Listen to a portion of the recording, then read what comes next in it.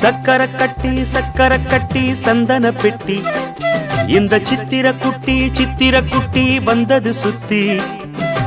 எப்பொழுதும் அசத்தும் அசத்தும் உன்னுடைய நினைப்பு என்ன செஞ்சு அடங்கும் என்னுடைய தவிப்பு கொஞ்சமா நஞ்சமா கொஞ்சத்தான் பஞ்சமா அம்மம்மா என்ன சொன்ன சக்கர கட்டி சந்தன பெட்டி இந்த சித்திர குட்டி வந்தது சுத்தி